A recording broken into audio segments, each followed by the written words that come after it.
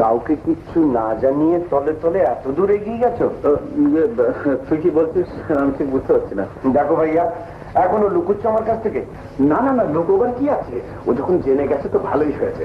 শোনো ফারুক, ব্যাপারটা কিন্তু সাংঘাতিক জটিল, মানে একটা গুরুতর মামলাও বলতে হবে। দুলা ভাই, ওকে আবার এসব কথা বলা বলে কি দরকার? দরকার আছে তো, আজ না হোক কাল তো ওকে বলতেই হবে।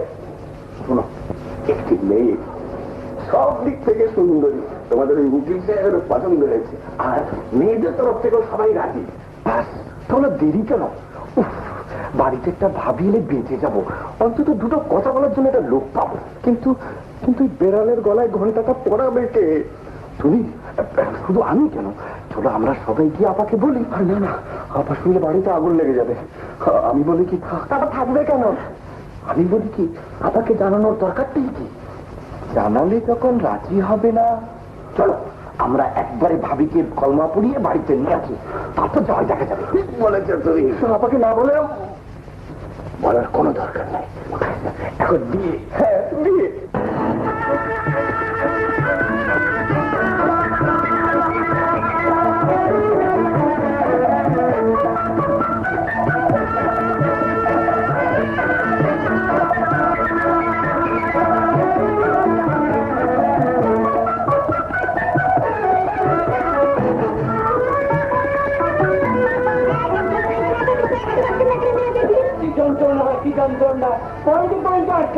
আরে বিয়ে বাড়িতে মেয়েদের ভিড় তো থাকবেই, তাই বলে কি আমরা ভেতরে যেতে পারবো না?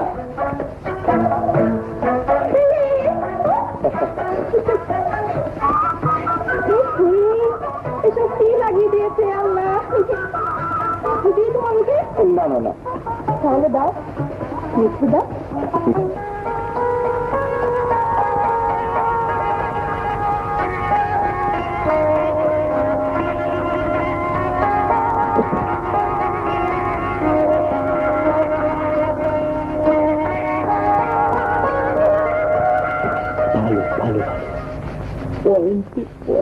ভালো।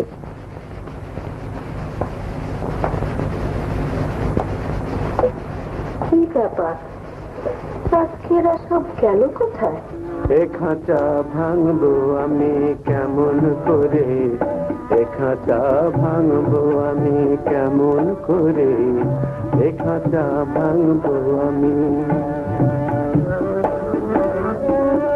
দিকে দিকে বাজলো যখন শিকল ভাঙার গান, দিকে দিকে বাজলো যখন শিকল ভাঙার গান, আমি তখন। বোকা, কাঁদছিস কেন? কাঁদলে কি আর পথ ফুরবে রে? যা, শুধু আমার কথাগুলো মনে রাখিস। সংসারে যে গুরুজন, কখনো তার সামনে মুখ তুলে কথা বলবি না, কখনো অন্যায় করবি না, আর ভুলেও কোনোদিন অন্যায়কে প্রশ্রয় দিবি না। যা।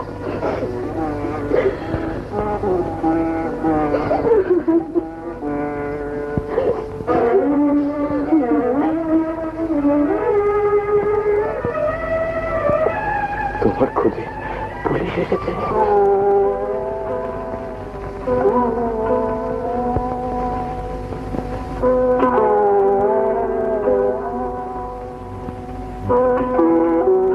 সরি আনার সাহেব, আমাদের সঙ্গে এক্ষুনি আপনাকে যেতে হবে।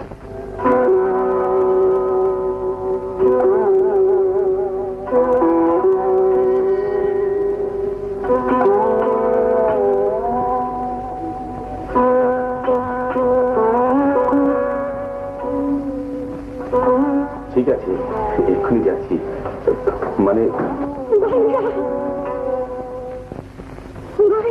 অত জোরে কাঁদিস নি দিচ্ছি, অত জোরে কাঁদিস নি। সাথী যদি জানতে পারে ওরা আমাকে এখন জেলে নিয়ে যাচ্ছে, তাহলে ভীষণ কষ্ট পাবে রে। আজ যে ওর সুখের দিন, যা ওকে গাড়িতে তুলে দিয়ে আয়। যা, কাঁদিস নে বোন, কাঁদিস নে।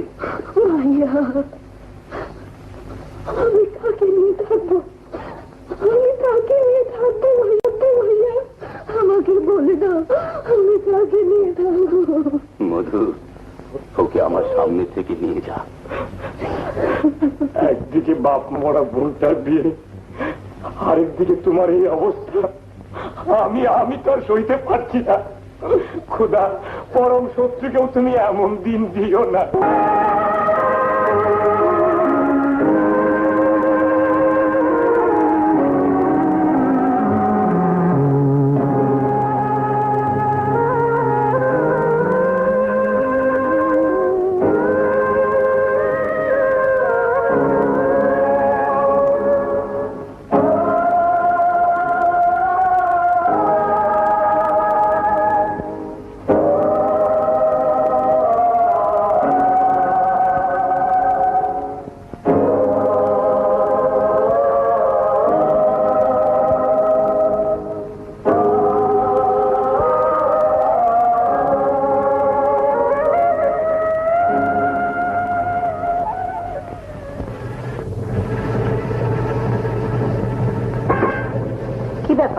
ভাবি, আমার আপা, সালাম করুন। কে তুমি? মানে আর কি, হঠাৎই বলতে পারো। আর তাছাড়া আনিস যখন বিয়ে করেই ফেলেছে, আমাদের নিয়ে আসতে হলো আর কি। বিয়ে কখন? এই তো কিছুক্ষণ আগে।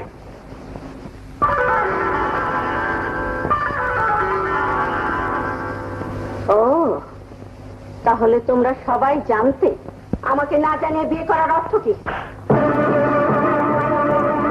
আমি কি তোমাদের কেউ নই? কিছুই কি আমি করিনি তোমাদের জন্য? বলো, জবাব দাও।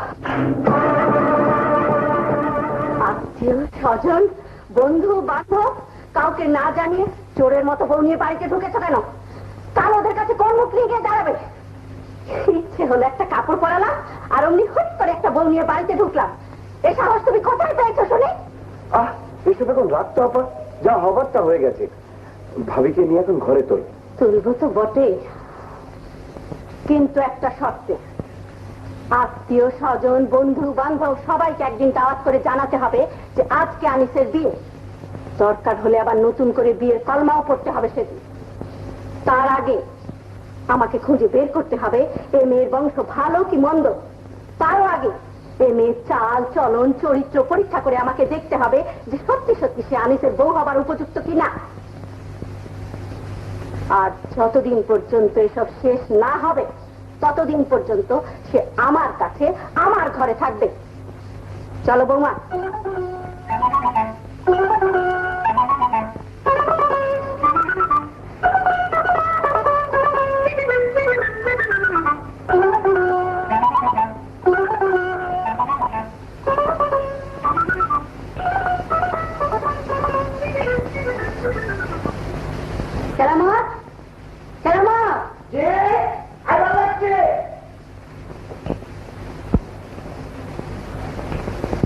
সাহেবকে তার বিছানাটা দেখিয়ে দে।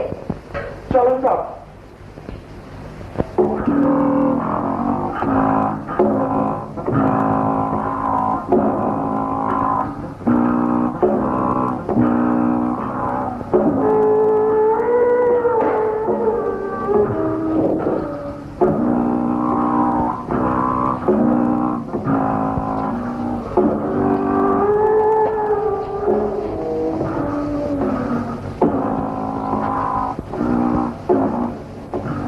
থাকতে হবে এই ঘরে। কি আর করবেন স্যার, এই জন্য ঘুমাইতে পারবেন না। সারা রাত মাত্র মারতে মারতে রাইতে কাপড় ঘুরে দেন।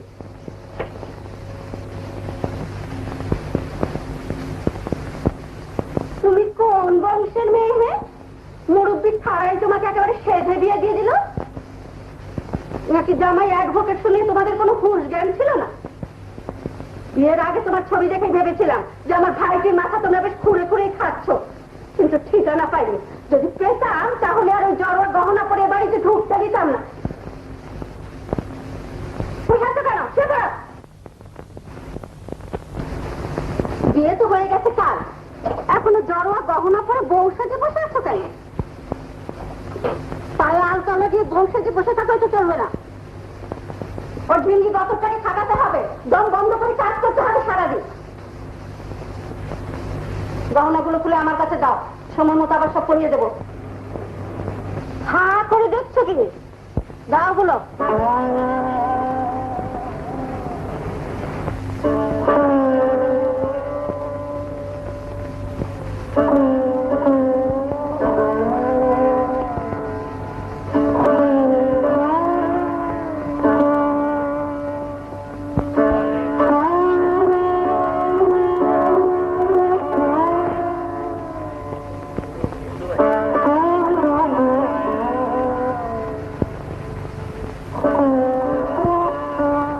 এবার অন্য একটা কাপড় পরে রান্নাঘরে যাও।